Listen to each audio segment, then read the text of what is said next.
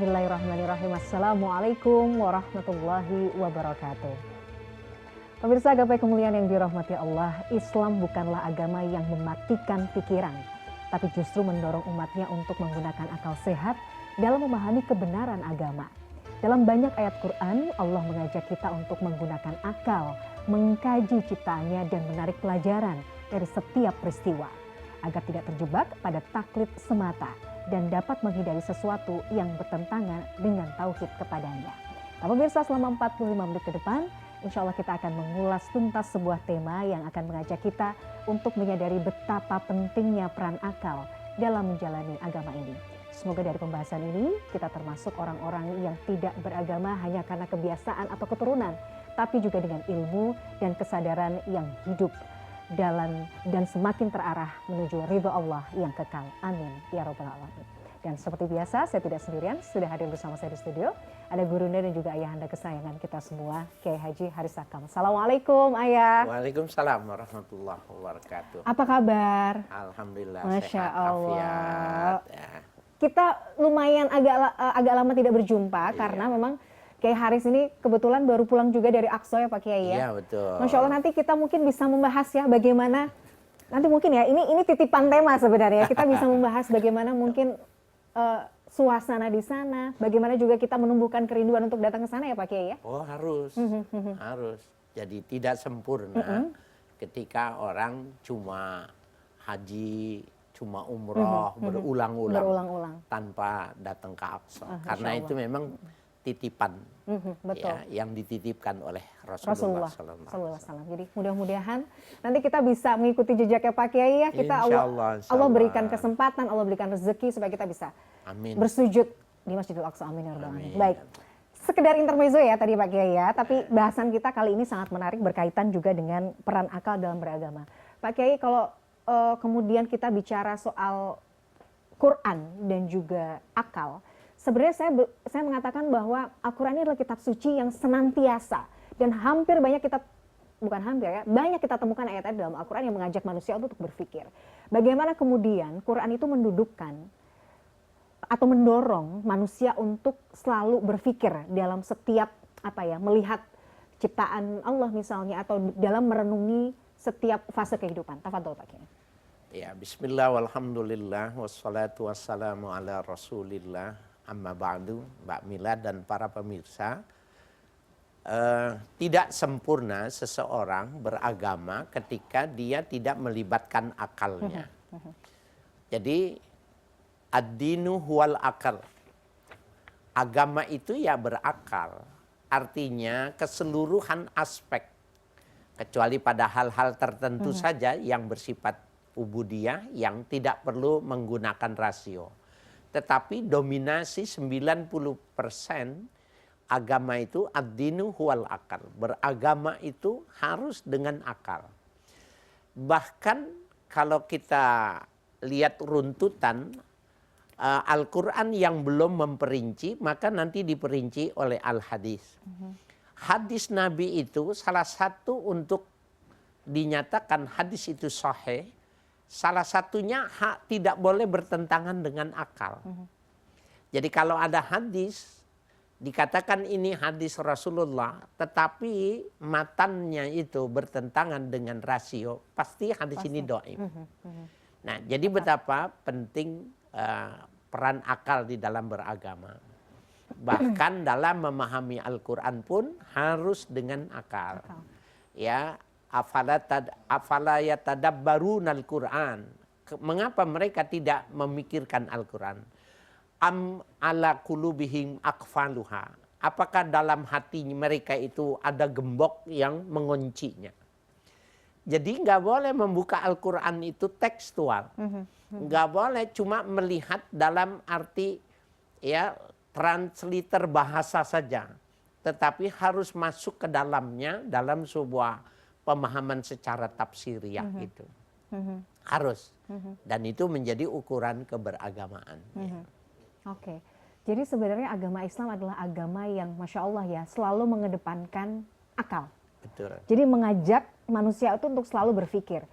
Jadi pada dasarnya Islam itu tidak menghendaki manusia itu memahami syariat atau memahami agama, memahami Allah dan memahami semua ciptaan Allah hanya sekedar misalnya warisan nenek moyang, atau kemudian karena sekedar keturunan, atau hanya menerima saja, atau hanya berlandaskan modal percaya ya Pak Kiai, tapi harus dengan berpikir ya?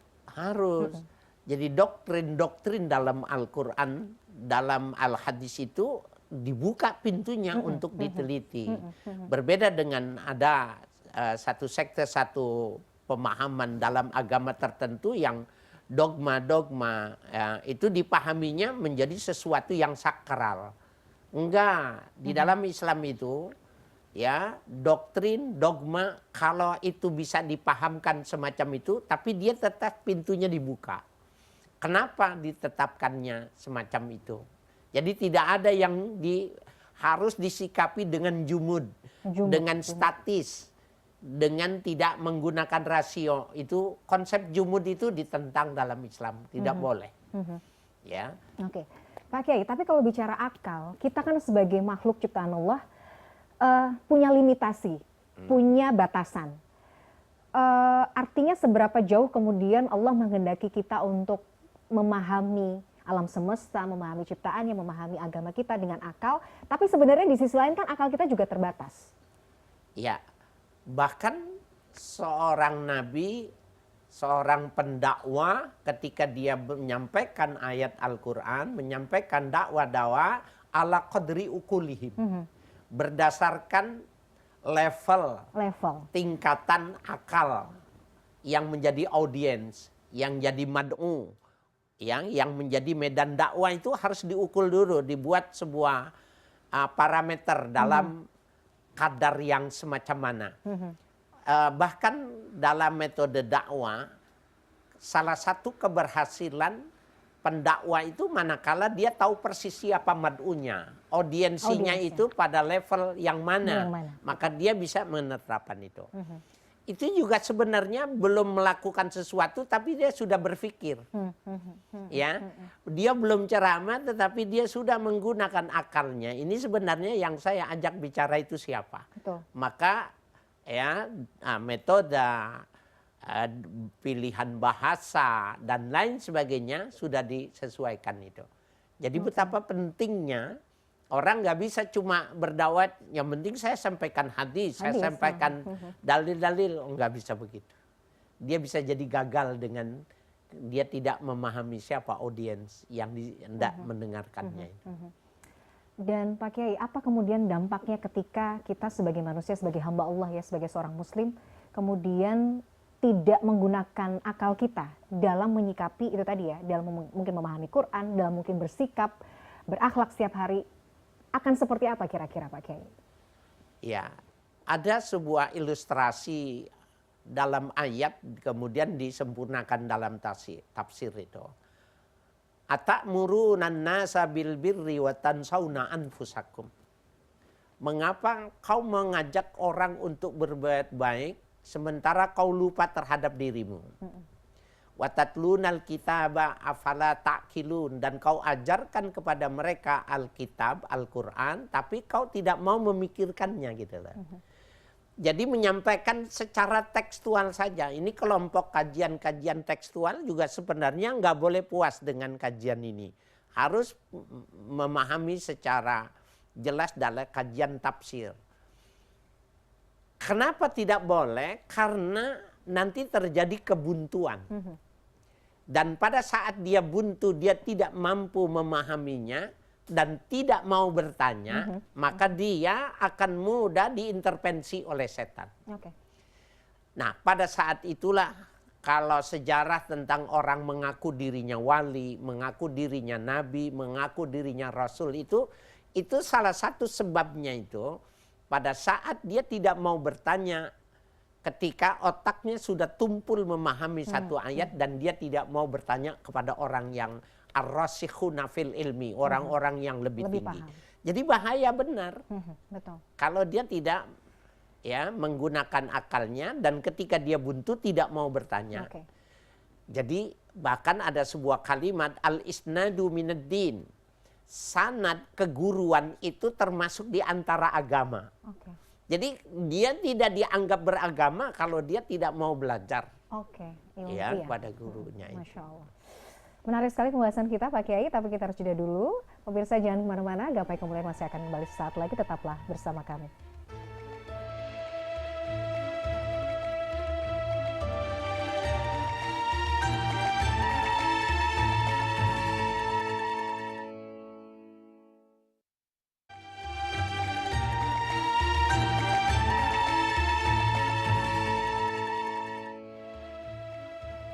Ya pemirsa, terima kasih Anda masih menyaksikan Gapai Kemuliaan. Pemirsa, bagi Anda yang ingin mengajukan pertanyaan, silahkan Anda kirimkan video Anda ke nomor WhatsApp yang ada di layar kaca. Baik, kita akan lanjutkan pembahasan kita. Di segmen kedua ini, seperti biasa, Kiai Haji Haris Akam akan menjawab pertanyaan Anda pemirsa yang sudah masuk melalui WhatsApp dalam segmen Ustadz Menjawab. Dan kali ini pertanyaan yang sudah masuk datang dari Hansa Zahira asal Depok. Kita akan bersama-sama menyimak pertanyaannya. Assalamualaikum warahmatullahi wabarakatuh. Perkenalkan, nama saya Hansa Zahira. Saya berasal dari kota Depok. Saya mahasiswi semester 4 di jurusan Ilmu Al-Quran dan Tafsir Universitas PTIQ Jakarta. Pertanyaan saya yang pertama adalah, apakah dalam beragama segala sesuatu harus dapat diterima secara rasional? Dengan kata lain, apabila ada ajaran atau praktik yang tidak rasional, apakah hal tersebut bukan termasuk bagian dari agama? Yang kedua, apakah peran akal dalam beragama bersifat mutlak dan sepenuhnya menjadi ukuran dalam menilai kebaikan seseorang dalam beragama? Dan juga selain akal, adakah aspek lain di luar nalar rasional yang diakui dan memiliki peran penting dalam beragama? Demikian pertanyaan dari saya. Atas kesempatannya saya ucapkan terima kasih. Wassalamualaikum warahmatullahi wabarakatuh. Waalaikumsalam warahmatullahi wabarakatuh. Terima kasih pertanyaannya Adinda Hansa Zahira ya dari Depok. Menarik sekali pertanyaan Pak Kiai, ada 3 poin, kita bisa jawab satu-satu. Pertanyaan pertama, apakah dalam beragama segala sesuatu harus dapat diterima secara rasional? Bagaimana kalau kemudian terdapat ajaran agama yang menurut kita dalam sudut pandang manusia masih dianggap tidak rasional? Apakah itu kemudian tidak termasuk dalam ajaran agama? Itu dulu Pak Kiai, silakan. Baik, terima kasih Adinda Zahira ini. Jawabannya ya dan tidak. Artinya kalau boleh dibuat prosentase sebagaimana tadi saya sudah menyampaikan, kira-kira 90% beragama kita itu rasional. Ya. Dan 10% itu termasuk yang suprarasional. Ya, suprarasional. Kenapa saya lebih suka menyebut kata suprarasional? Karena itu di atas kemampuan nalar manusia untuk berpikir. Itu tidak banyak, kira-kira sekitar 10%. Artinya keseluruhan aspek beragama itu yang dia pada dimensi ta'akuli, maka syarat beragamanya 100%. Jadi ada yang amrun ta'akuli, perintah Allah itu yang mesti dipikirkan. Nah yang ta'akuli ini harus 100% rasional. Tapi kalau yang amrun ta'abudi, ini semata-mata perintah ibadah, maka ini yang disebut dengan suprarasional. Biasanya tentang bilangan sholat, kemudian tempat melaksanakan ibadah seperti haji. Kenapa tidak boleh di tempat lain untuk menghindari terjadinya penumpukan sehingga yang beresiko kematian. Atau orang-orang yang diberikan kesempatan untuk berhaji. Nah ini nggak masuk di akal. Dalam aspek hukum juga ada beberapa hal yang tidak rasional. Tapi itu sedikit sekali. Seperti halnya, saya kasih contoh dalam hadis riwayat Imam Abu Dawud ya, dari Ummu Qais, bahwa seorang ibu ini, Ummu Qais ini datang ke rumah Nabi itu membawa anaknya yang masih kecil, laki-laki. Nabi meminjamnya, kemudian Nabi senang sama anak itu, kemudian dipangkunya. Ketika dipangku, anak itu kencing. Ya, kencing. Dalam hadis itu dikatakan, ya, Fada'a bima'in. Kemudian Nabi minta dihadirkan, minta dibawakan air. Ya, kemudian fahadonah. Beliau memercikkan air itu. Lam yagsilhu, dan tidak dibasuhnya. Kalau ini ulama mengatakan kencing anak laki-laki di bawah 2 tahun, lam yakul to'aman, yang belum makan sesuatu kecuali susu ibunya, laki sama perempuan dibedakan. Nah ini tidak rasional. Jadi tidak rasional karena ini suprarasional maksudnya.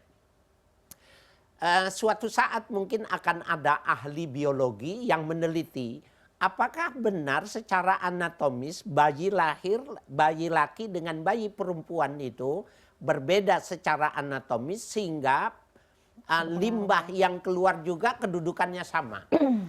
Bayi yang perempuan dia disamakan dengan, maaf nih, pipis neneknya. Harus diguyur, harus dikucek bersih baru. Tapi bayi yang 2 tahun laki-laki cuma dipercikan air saja. Ini suprarasional.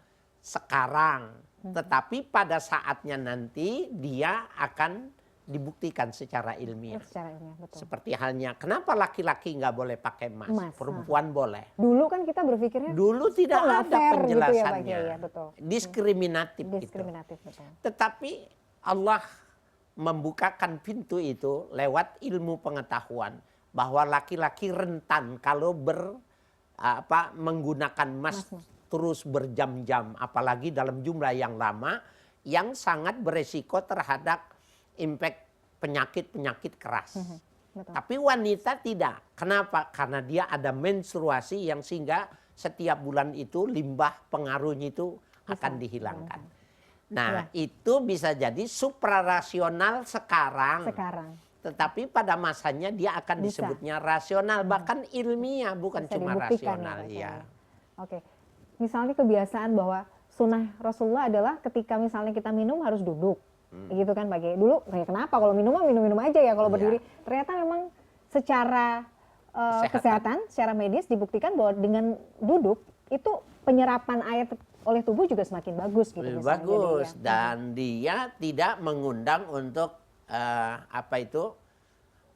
asam lambung untuk naik. Kalau berdiri itu ada resiko. Jadi juga minumnya harus ada jeda. Itu juga bagian yang dulu kita anggap itu ta'abudi, pada perkembangannya itu rasional. Dan banyak sekali hal-hal yang lainnya yang akhirnya sunnah dari baginda itu Rasulullah bisa dibuktikan secara ilmiah ya Pak Kiai. Ada manfaatnya begitu, Masya Allah, luar biasa. Oke, pertanyaan kedua Pak Kiai. Apakah peran akal dalam beragama bersifat mutlak dan sepenuhnya menjadi ukuran dalam menilai kebaikan seseorang dalam beragama?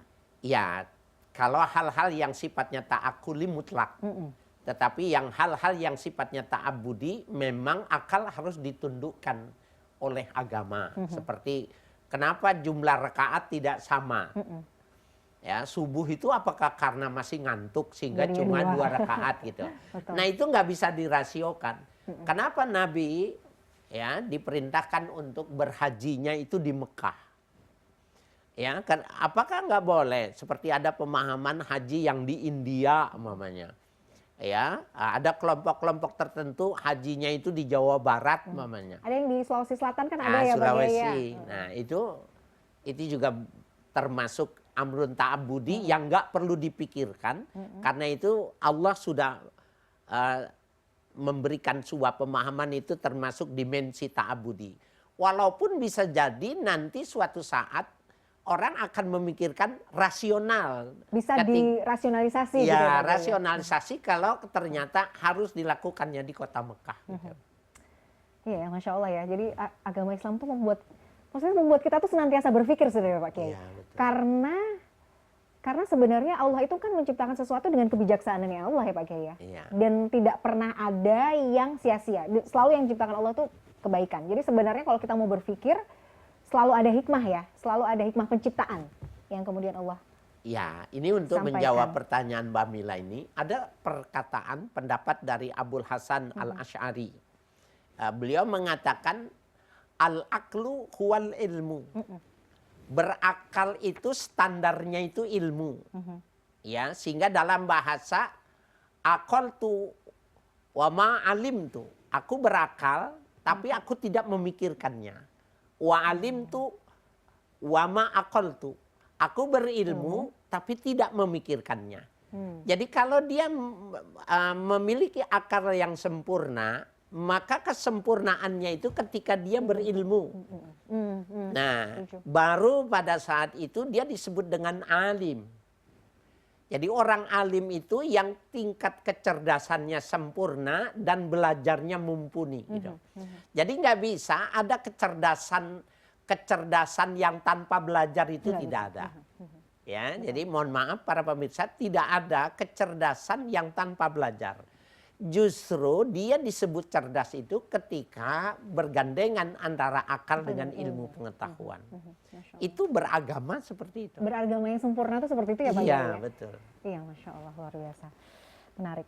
Dan Pak Kiai yang juga penting adalah sebenarnya bahwa berpikir itu adalah bagian dari ibadah juga ya Pak Kiai?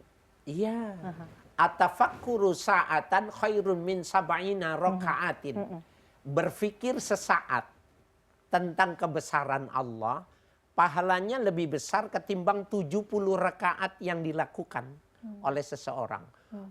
Mbak Mila pernah sholat 70 rakaat. Gempor, nggak sanggup Pak Kiai, betul. Nggak sanggup. Tetapi kalau kita melakukan sebuah proses tafakur itu kan mengkaji secara ilmiah gitu. Iya ya, kenapa Nabi mensyariatkan sesuatu tetapi tidak disebutkan secara langsung. Maka orang mengatakan itu tamrun ta'abudi. Orang yang lain mengatakan bukan, kita yang mesti memikirkannya bahwa sebenarnya itu ilmiah. Ya, kita pernah membahas umpamanya kenapa Nabi suka buah semangka yang warnanya kuning, tidak yang berwarna merah. Orang akan mengatakan bahwa itu adalah semata-mata memang selera, bukan, karena ternyata memang yang kuning itu low sugar gitu, rendah gulanya. Masya Allah. Betul. Kemudian Nabi suka dengan labu parang. Kenapa labu parang? Karena dia kulitnya tebal sehingga butuh pengawatan? Bukan. Karena memang labu itu vitamin C-nya tinggi dan rendah gulanya. Nah, tapi di zaman itu Nabi tidak mengucapkannya. Seakan Nabi bilang, kamu teliti saja, nanti kau akan benarkan apa yang aku katakan. Masya Allah. Dan banyak hal-hal yang lain yang akhirnya tuh terbuka mata kita tuh sekarang ya Pak Kiai ya. Kalau dulu kadang-kadang ada hadis begini, kalau kita mencoba merasionalisasi hadis ini rasanya sulit gitu. Nalar kita nggak nyampe. Tapi kemudian sekarang ada penelitian, bisa dibuktikan dengan sains. Masya Allah ya, ternyata setiap yang dilakukan baginda Rasulullah itu kebaikan. Dan ada hikmah dari memang wahyu gitu ya Pak Kiai ya. Iya, dan itu Allah yang memberikan penegasan ya. Wa may yantiqu 'anil hawa in huwa illa wahyu yuha. Muhammad itu kalau berbicara bukan dengan hawa nafsunya, betul. Tetapi ada wahyu yang turun kepadanya sehingga dia mengatakan sesuatu itu. Oke, Masya Allah. Pak Kiai, ada satu pertanyaan yang sebenarnya belum dijawab tadi, tapi kita harus jeda dulu, nanti kita akan lanjutkan. Pemirsa jangan kemana-mana, Gapai Kemuliaan masih akan kembali sesaat lagi, tetaplah bersama kami.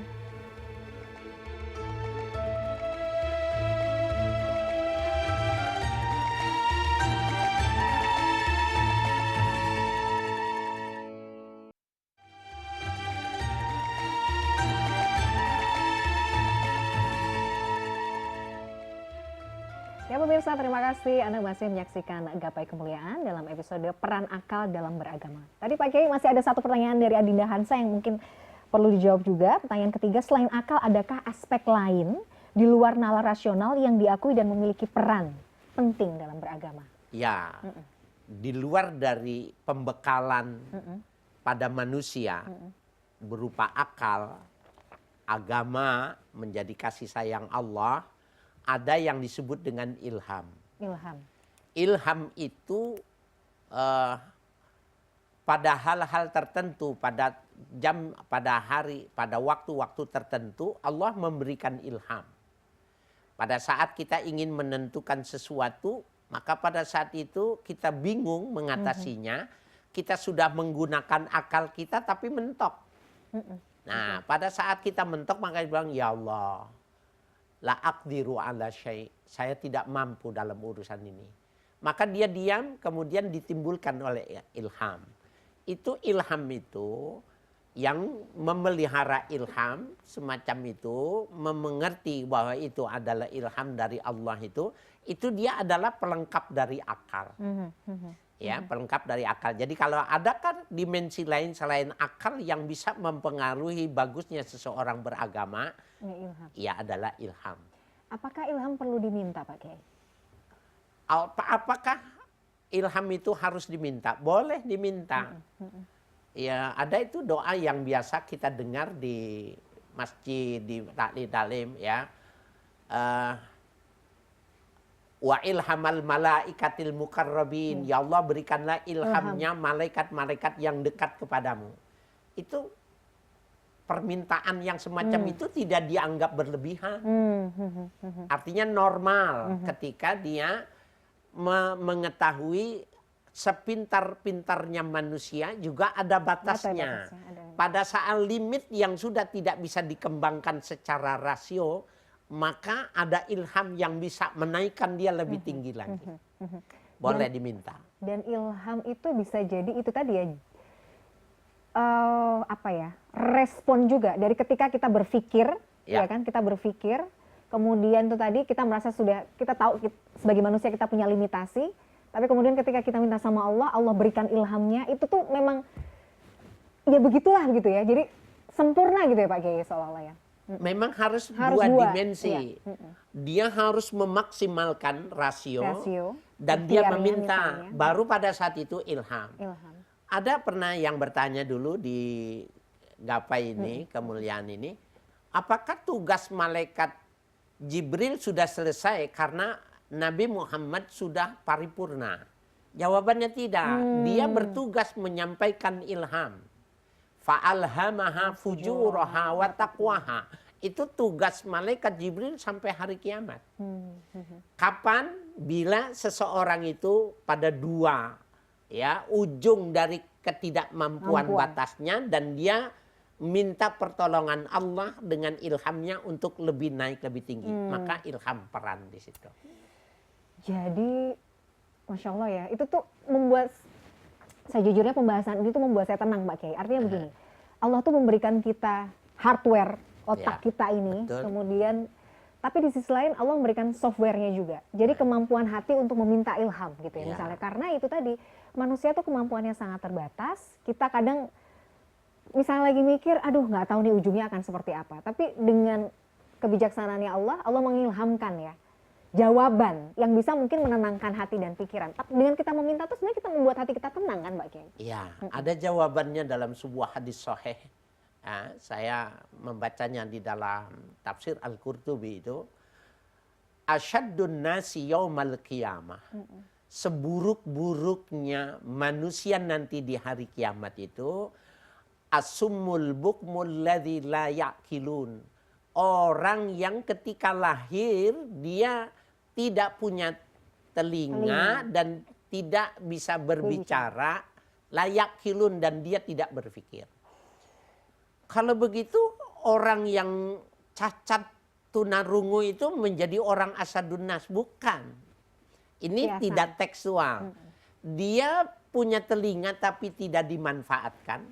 Dia punya mulut tapi tidak dimanfaatkan, dia disebutnya asumul bukmu, orang yang tuli dan bisu, tidak mau berpikir. Nah, kata layak hilun, tidak berakal itu simbolnya orang yang bisu dan tuli. Oke. Jadi kematangan seseorang dalam iman, kematangan seseorang dalam beragama, itu bisa diukur dengan bagaimana kemampuan dia berpikir juga Pak. Ya. Semakin dia mau berpikir, mau tafakur, mau tadabur, artinya kematangan iman seseorang itu tinggi. Ya, sehingga ada sebuah ungkapan di kalangan ulama, ibadatul aqli khairun min ibadatil badaniyah wal maliyah. Ibadah dengan menggunakan akal itu lebih bagus ketimbang ibadah badaniyah. Mana ibadah yang menggunakan dengan anggota tubuh, ya kita sholat malam, kita berpuasa itu menggunakan fisik.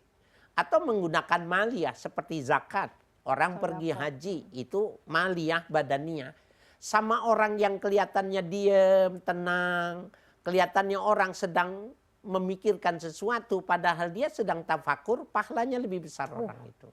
Insya Allah. Nah, jadi betapa orang Islam itu nggak boleh jumud. Orang Islam itu harus Statis, cerdas. nggak boleh statis, nggak Ya, boleh diam. orang Islam itu harus Orang pintar. Islam itu berarti harus kritis. Harus. Sebenarnya itu sudah jadi, memang sunatullahnya tuh orang Islam harus kritis ya Pak Kiai? Ya, Sudah jadi kewajiban sebenarnya. harus. Karena dia tidak boleh beragama itu dengan ikut-ikutan. Beragama dengan dogma.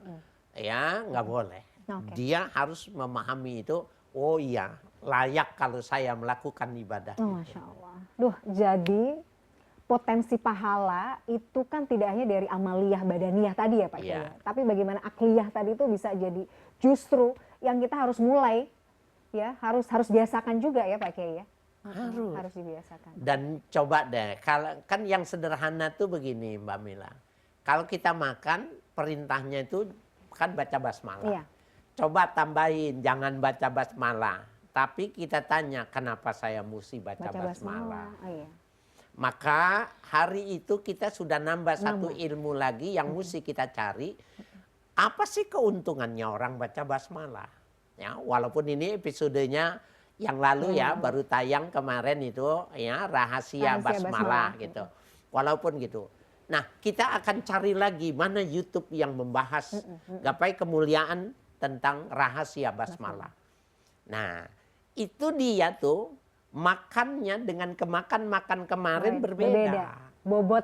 Nah, Masya jadi Allah, apa saja dahsyat. yang kita mau lakukan, coba kenapa? Ajukan Why? pertanyaan why, kenapa? Maka dia setiap hari bisa menambah level ketakwaannya lebih tinggi. Menarik sekali. Masih ada banyak pertanyaan nih yang mungkin kita bisa bahas pemirsa. Kita harus jeda dulu. Nanti kita akan melanjutkan.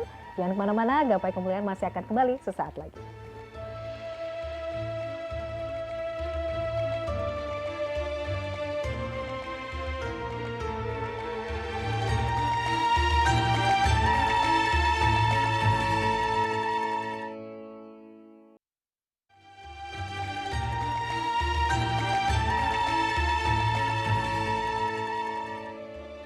Ya pemirsa, Anda masih menyaksikan Gapai Kemuliaan dalam episode Peran Akal dalam Beragama. Pak Kiai, jadi ini yang menjadi hal yang menarik ya. Saya ingat waktu itu pembahasan kalau tidak salah tentang profilnya Imam Besar Imam Syafi'i. Pak Kiai menceritakan bahwa Imam Syafi'i ya karena beliau ulama besar, beliau adalah seorang pemikir begitu ya. Pernah satu saat beliau itu diam, terlihat diam ya, maksudnya nggak ngapa-ngapain, tapi ternyata beliau mengamati satu hadis, ya kan? Dari satu hadis itu kemudian beliau bisa menelurkan elaborasi, definisi, ada 70 poin kalau tidak salah. Jadi ternyata bobotnya seberat itu ya, ketika kita tuh membiasakan diri untuk berpikir dan menyelami setiap kejadian gitu, atau apa ya, memikirkan penciptaan itu luar biasa ya Pak Kiai ya. Gitu. Subhanallah, betul Mbak Mila. Saya juga tertarik untuk mengulangnya ini. Jadi ceritanya tuh begini, ini menarik untuk kita mengulanginya. Imam Syafi'i itu punya murid yang juga jadi imam mujtahid, Imam Ahmad ibnu Hambal. Nah, Imam Ahmad ibnu Hambal ini punya anak. Anaknya itu sering mendengar ayahnya mengagumi gurunya Imam Syafi'i. Sehingga ketika dia sudah belajar, dia sudah mulai mengikuti ya pendidikan agama itu, dia minta izin kepada ayahnya Imam Ahmad untuk bermalam di rumah gurunya. Agar supaya apa yang bisa dipelajarinya. Maka ayahnya Imam Ahmad memperbolehkan. Datanglah dia ke rumah Imam Syafi'i untuk diafa ya, bermalam di situ. Tetapi yang dia lihat itu guru ayahnya itu enggak ibadah. Selain sholat wajib ya, selain dari sholat wajib itu dia lihat cuma duduk termenung, diam, bahkan nyaris tidak seperti orang makan dan minum, diam gitu. Maka menurut dia apa hebatnya gurunya Imam Ahmad ini apanya gitu loh. Kok seperti itu gitu. Maka dia semula ingin 3 hari 3 malam, cuma satu betul, malam satu saja. malam saja. Pulang dia. Dia bilang, ayah suka memuji guru, tetapi saya bermalam di sana. Saya lihat Ya Allah. orangnya cuma duduk melamun. Hanya yang aku lihat cuma sholat 5 waktu, selebihnya tidak ada aku lihat. Ayahnya tahu siapa gurunya, maka dia bilang kalau gitu kita kembali lagi. Ya, kita kembali lagi, kita buktikan apakah memang seperti itu adanya. Maka sampai di sana Imam Ahmad bertanya kepada Imam Syafi'i, apa gerangan yang menyebabkan ya tuan guru ya lebih banyak termenung, tidak hasrat kepada makan minum dan lain yang tidak bergairah gitu. Maka gurunya mengatakan, aku baru mendapatkan satu hadis. Dan satu hadis itulah yang menyebabkan hilang lapar dan hausku. Sehingga ngantuk pun hilang.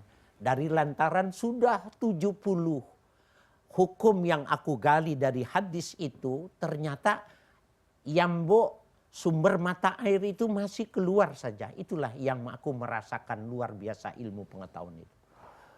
Apa itu hadisnya ya guru? Maka Imam Syafi'i mengatakan, Rasul sedang berjalan di suatu kampung, ada anak kecil yang menangis. Anak kecil yang menangis dari lantaran anak burung yang dia pegang itu terlepas. Nangis. Kemudian Rasulullah menegurnya, ya Numair, ma fa'alan Nughair. Hai Numair, kenapa dengan burung kecilmu? Bapak, Ibu, para pemirsa, apa hukum yang lahir dari perkataan Nabi ini? Hai Numair, kenapa burung kecilmu gitu loh. Bukankah itu semua teguran orang tua, basa-basi orang tua menghibur anak ketika kesenangannya terlepas gitu loh. Ternyata bukan, itulah hukum. Disitulah hukum, sehingga dia mengatakan, berarti burung itu boleh dipelihara, burung itu boleh ditaruh di sangkar. Yang penting diberi makan. Yang kedua, anak kecil boleh diberi binatang hidup. Asalkan syaratnya dia cinta. Dari mana dia cinta? Dia nangis burungnya terlepas. Tapi kalau diberikan ayam kecil, burung kecil, anak itu tidak menyintai, pasti nanti diinjak, dipotong, dan sebagainya. Ini nggak boleh. Burung, binatang itu, manakala dia sudah diambil kenikmatannya, warnanya atau suaranya, binatang itu diberi makan itu, maka sifat biologisnya hilang. Sehingga boleh-boleh saja dia dikandangkan tanpa ada pasangan. Terus sampai 70 hukum dari hadis itu. Maka anaknya baru mengatakan, kalau begitu aku salut dengan guru ayah. Gitu. Padahal kalimatnya cuma seperti itu. Ya Numair, ma fa'alan Nughair. Pemikir. Ya. Luar biasa. Jadi begitu, nggak kepikiran Pak Kiai. Itu namanya itu. Ibadah akliyah. Okay. Berarti ya apa ya? Memang agama kita itu agama yang luar biasa ya. Berpikir adalah perintah spiritual sebenarnya yang menjadi landasan kita dalam juga beribadah gitu. Jadi artinya Pak Kiai, misalnya ketika kita ada waktu ya, melatih diri untuk bisa peka, mentadaburi, mentafakuri sesuatu itu seperti apa ya Pak Kiai? Apa yang bisa kita lakukan untuk membiasakan diri? Jelas saja Pak ya, prosesnya itu kita harus sering melakukan ya usaha-usaha yang sifatnya spiritual itu. Umpamanya kita berpikir ya, bisa nggak sih saya kok bosen kayaknya tadi habis makan, sekarang saya harus makan lagi gitu. Ada yang begitu ya Pak Kiai, ada yang berpikir begitu. Ulama berpikir gitu. Saya bosen dah makan terus ya. Nih biasanya ya kalau teman-teman kita nih di ya CNN kan istirahat itu sudah ada yang bawa bekal, tapi ada yang ke warung, ke resto dan lain sebagainya. Kalau dia ke resto, nanti dia jam sekian itu ke resto, pulang itu tiap hari, seminggu, sebulan, setahun, dia bilang kok seperti ini rutinitasnya itu. Bisa nggak saya nggak makan? Nah, kalau dia sudah mau bertanya, saya capek ini, gini, energi saya nggak manfaat karena yang hanya untuk mengisi perut gitu. Maka dia sudah melakukan upaya spiritual namanya. Sehingga Mbak Mila memikirkan orang yang sedang menderita dengan memberikan uang 1 juta, berpikirnya lebih mahal dengan 1 juta yang diberikan kepada orang itu. Jadi pahala memberikan 1 juta karena memang dia layak untuk dapat perhatian, pahalanya besar toh. Tapi kemampuan yang melahirkan keluarnya duit 10 juta kita ikhlas memberikan, itu pahalanya lebih besar lagi. Insya Allah, insya Allah. Dan itu medan area akliyah, ya, bukan badaniyah. Oke. Pak Kiai, terakhir sebelum kita tutup, artinya begini, ketika bicara tentang konsep berpikir dalam agama, ini kan tidak hanya sebatas misalnya kemudian kita memaknai atau kita berpikir tentang penciptaan, atau kita kemudian bagaimana kita mentadaburi Quran, ayat Quran.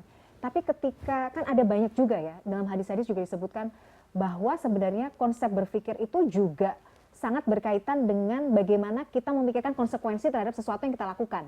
Artinya kalau mau ngomong harus dipikir dulu misalnya. Karena ketika saya ngomong A, apakah nanti dampaknya akan seperti apa. Jadi ternyata berpikir itu ada di dalam semua layer kehidupan kita dalam beribadah, dalam beragama ya Pak Kiai. Iya. Ada sebuah ilustrasi yang menarik untuk menjawab ini. Imam Al-Qurtubi meriwayatkan seorang ulama besar yang sudah keluar dari kamarnya, kemudian dia duduk di tempat duduk dia mengajar, orang sudah hadir semua, ya, tapi dia tidak mengajar, dia diam saja. Dan itu bukan menit, tapi berjam-jam dia tidak mengajarnya, sehingga sampai ada seorang sahabatnya yang kebetulan hadir karena dekat, dia tanya, ya, lima takul, apa yang sedang kau pikirkan sebenarnya? Dia mengatakan, ya, ghairu taqi yaktub, orang yang tidak bertakwa dia berkhutbah, wat tabibu yudawi wat tabibu maridu. Seorang sama dengan seorang dokter yang mengobati penyakit orang lain padahal dia sendiri sakit. Maka dia hari itu dia nggak mau ngajar. Kenapa? Dia tidak mau, ya, pada saat itu dia memberikan pemahaman kepada orang ilmu sama seorang, tetapi pada hal-hal tertentu dia belum bisa mengaplikasikan itu.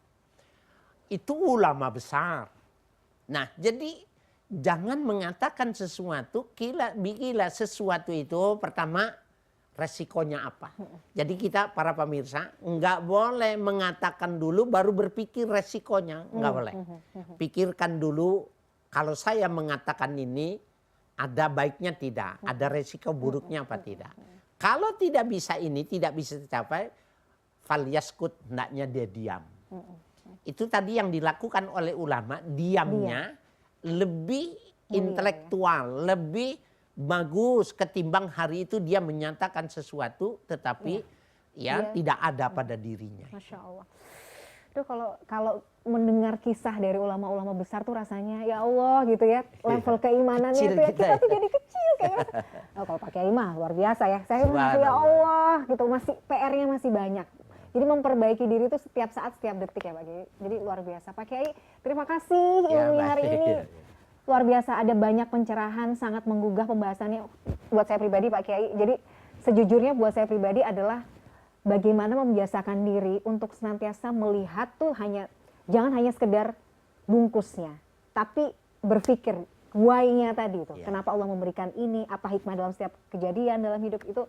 Insya Allah mudah-mudahan pemirsa, saya dan kita semua bisa lebih dalam ya melihat kehidupan dunia ini, dan kelak ini bisa jadi modal kita bertemu sama Allah, bisa menjadi tabungan pahala yang luar biasa karena ibadah akliyah kita tadi Pak Kiai. Masya Allah. Pak Kiai sehat selalu. Amin. Insya Allah nanti kita jumpa lagi ya dengan pembahasan yang juga tidak kalah menarik. Pemirsa, tidak terasa usai sudah perjumpaan kita dalam program Gapai Kemuliaan hari ini. Semoga kajian hari ini membawa manfaat, membawa kebaikan, dan Allah Azza wa Jalla senantiasa mudahkan kita semua untuk menuntut ilmu agama. Amin ya rabbal alamin. Terima kasih atas perhatian Anda. Saya Meladia Rahma dan juga Kiai Haji Harisa Kamil Diri. Insya Allah kita akan jumpa lagi pada episode yang akan datang. Subhanakallahumma wa bihamdika asyhadu an la ilaha illa anta astaghfiruka wa atubu ilaik. Wassalamualaikum warahmatullahi wabarakatuh. Sampai jumpa. Waalaikumsalam. Makasih Pak Kiai. warahmatullahi wabarakatuh.